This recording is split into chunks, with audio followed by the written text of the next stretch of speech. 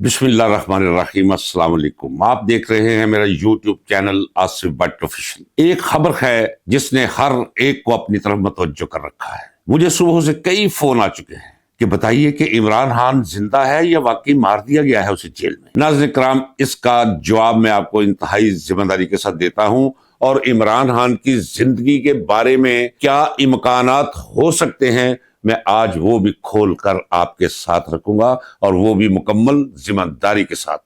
लेकिन ये सुन लीजिए कि हमारी कौम ये सनसनीखेज खबर पे कान रखती नहीं, उसके साथ कान चिपका देती है, फिर अपना सब कुछ भूल कर ये उस खबर के पीछे लग जाता। और खबर है कि जंगल की आग से भी ज्यादा तेजी के साथ लपेट में ले लेती है पूरे मुल्क और पूरी कौम को। इस वक्त जो खबर घेरे हुए है पूरी कौम को और आलमी सतह पर इमरान खान से मोहब्बत करने वालों और पाकिस्तान के बारे में धड़कता दिल रखने वालों के लिए, वो है क्या इमरान खान को वाकई ही हलाक कर दिया गया। नाज़रीन कराम, मैं आपको खबर दे रहा हूं और मुकम्मल जिम्मेदारी से दे रहा हूं। इमरान खान इतना ताकतवर कभी दिखाई नहीं देता था देखने में जितना ताकतवर वो आजकल दिखाई दे रहा है। इमरान खान का माथा कभी भी शायद इतना रोशन ना रहा हो जितना रोशन आजकल उसका माथा है।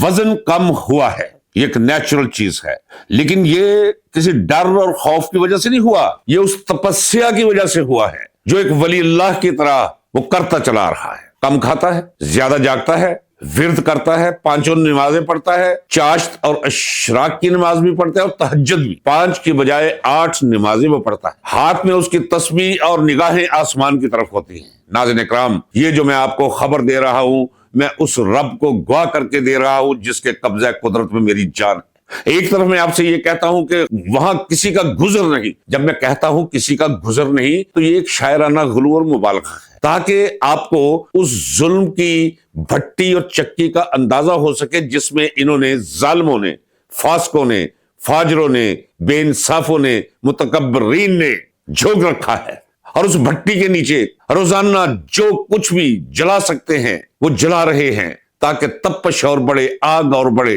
तकलीफ और पहुंचे उसे। लेकिन वो खड़ा है, वो डटा हुआ है।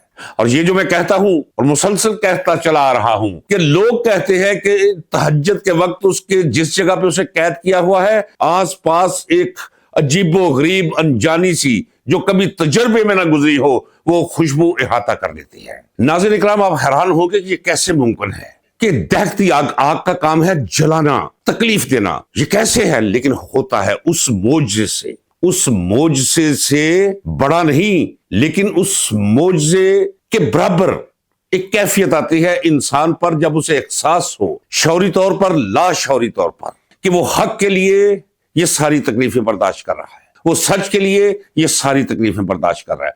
वो बहुत बुलंद मकसद जिसमें उसका जाती फायदा नहीं, फायदा मुल्क, कौम, अवाम और खल्के खुदा का है, उसके लिए आतिश गुलजार बन जाती है। दहकाई गई दोज़ख, उसमें ठंडी हवाएं चलना शुरू हो जाती हैं, बादे नसीम। आप सोचते होंगे कि ये कैसे। नाज़रीन इकराम, मैं खुद इससे गुजर कर आया हूं। एक वाक्य मैं सिर्फ आपको बता दूंगा, वाक्य मुझे जरूर बताना चाहिए, ये मेरा हक है। जिसका दिल करता है सुने, जिसका दिल करता है ना सुने।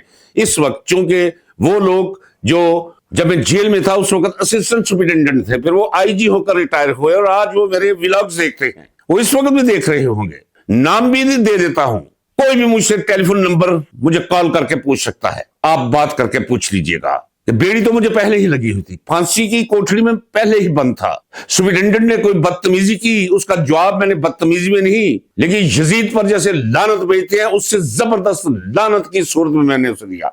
मेरे उल्टे हाथों को हथकड़ी लगाकर मुझे जाकर जिस जगह खटमल भरे कंबल थे वहां फेंक दिया गया। साफ ज़ाहिर है फितरी हाजात। तो अगर मुझे यूरिन महसूस हुआ तो मैंने टेक लगाए, बेड़ी लगी हुई थी, हाथ पीते थे, मैंने यूरिन भी बच्चे की तरह कर दिया। और रफ़ा हाजत हुई, मैंने उससे भी बगैर आसमानों की तरफ देखते हुए बच्चों की तरह उससे भी खुलासी पा ली। और जब इस गलाजत के अंदर, इस तकलीफ के अंदर मैं टेक लगाए उस कोठरी में जहां खटमल फिर रहे थे, मैं अपने आप को इतना पाक, इतना साफ, इतना शफाफ, इतना बुलंद, इतना ताकतवर और इतना रूहानी महसूस कर रहा था कि एक अजीब तजर्बा था जिससे मैं गुजर कर आया हुआ हूं। इसलिए आप यकीन रखिए کہ جو کچھ بھی یہ اس کے ساتھ کر رہے ہیں وہ دن بدن مزید مضبوط ہو رہا ہے، اللہ کے قریب ہو رہا ہے، اپنی ذات کے بھی ساتھ ساتھ قریب ہو رہا ہے، جسے عرفان ذات کہتے ہیں۔ مت گھبرائیے، یہ سب جو آپ کو نظر آ رہا ہے، یہ 26ویں ترمیم، یہ 27ویں ترمیم، یہ 28ویں ترمیم، یہ استثناء اور یہ تحفظ، یہ کچھ بھی نہیں، بھگ کی طرح سب اڑ جائے گا، اور ہر اس شخص کو جس نے ملک اور قوم کو اس مقام پہ لانے میں کوئی کردار ادا کیا ہے، وہ صحافی ہو، وہ جج ہو، وہ سیاستدان ہو، وہ کوئی فوجی ہو، اسے اپنا انجام بھگتنا پڑے گا۔ ناظرین اکرام، یہ میں نوشتہ دیوار ہے جو پڑھ رہا ہوں، یہ وہ آواز ہے جو افلاک سے مجھے سنائی دے رہی ہے۔ مت گھبرائیے، وہ ڈٹا ہوا ہے۔ ہاں، بھارت، اسے عمران خان کے ساتھ کیا محبت ہو سکتی ہے؟ اسے پھیلا دی خبر کہ باوثوق ذرائع سے پتا چلا ہے کہ عمران خان زندہ نہیں، اس لیے ملاقات نہیں کرا رہے، اس کی لاش نکال دی گئی ہوئی ہے۔ وہ تو کوئی لمحہ بھی ضائع نہیں کرے گا پاکستان کے اندر بربادی پھیلانے اور یہاں ایک تباہ کن کیفیت کو ابھارنے میں، اسے پر رکھیے۔ لیکن دوسری طرف یہ دیکھیے کہ وہ ٹاؤٹ صحافی کہنا توہین ہے۔ وہ ایک نام ہے چھوٹا سا، اسلام آباد کا رہنے والا، ماتھے پہ محراب ہے، لیکن گند اتنا ہے کہ ہیرا منڈی کے کسی دلال کے اندر اتنا گند اور چھوٹا پن نہیں ہو سکتا۔ وہ کیا کہتا ہے جی، وہ آج اس نے باوثوق ذرائع سے معلوم ہوا ہے کہ روز مچھلی کھائی ہے عمران خان نے، دیسی مرغ کا شوربہ پیا ہے عمران خان نے۔ انہیں کرنے دے بکواس۔ جو جو انسان اللہ کے نزدیک ہوتا ہے تو اس کی نیند اور اس کی خوراک میں کمی آتی جاتی ہے۔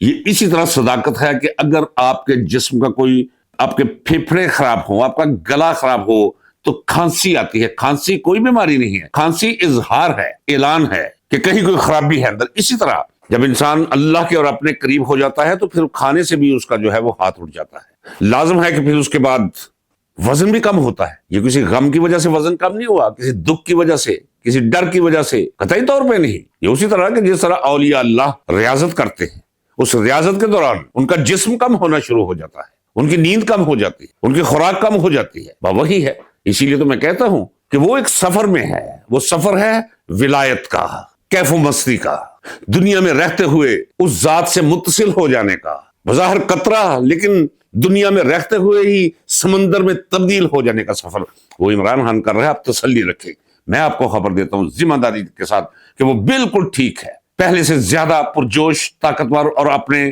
موقف پہ ڈٹا ہوا ہے۔ ناظرین اکرام، میری ایک ویڈیو پہ کچھ دوستوں نے بہت زیادہ اعتراض کیا تھا۔ یہ ابتدا کی بات ہے، جب عمران خان کو ابھی پکڑا گیا تھا، کوئی 2-4 ماہ ہوئے تھے اور میں نے آغاز کیا چینل کا، تو میں نے کہا تھا اپنے تجربات کی بنا پر کہ شکر کرو کہ عمران خان کو گرفتار کر لیا گیا ہے۔ عمران خان کو اللہ تبارک و تعالیٰ نے محفوظ کرنا ہے، اس لیے ان ظالموں کے ہاتھوں جیل میں پھنکوا اور ڈلوا دیا ہے۔ میں نے مثال دی تھی کہ چونکہ موسیٰ کو زندہ رکھنا تھا، اس لیے اللہ نے فرعون کے گھر اسے بھیج دیا۔ کیا کمال تحفظ تھا اس کی زندگی کو، اسی طرح کا تحفظ اللہ تبارک و تعالیٰ نے جیل میں فراہم کیا ہے۔ وہ جو روحانی PhD سے 2-4 وہ مکمل کر لی ہیں، اب بالکل ایک نیا عمران خان باہر آنے والا ہے۔ انتظار کیجئے ناظرین اکرام، اور ان کا بوریا بستر لپیٹا جانے والا ہے۔ ان کے اندر کے تضادات وہاں تک پہنچ چکے ہیں کہ یہ عمارت قائم ہی نہیں رہ سکتی۔ ان کی راتوں کی نیند اڑی ہوئی ہے، انہیں سجھائی نہیں دے رہا۔ یہ جو بھی فیصلہ کرتے ہیں وہ ٹھٹھا اور مذاق بن جاتا ہے۔ ناظرین اکرام، انتظار کیجئے، وقت بدلنے کو ہے، اندھیری رات چھٹنے کو ہے اور سورج طلوع ہونے کو ہے۔ ناظرین اکرام، اجازت دیجئے، ملتے ہیں اگلے ولاگ میں۔ پاکستان پائندہ باد۔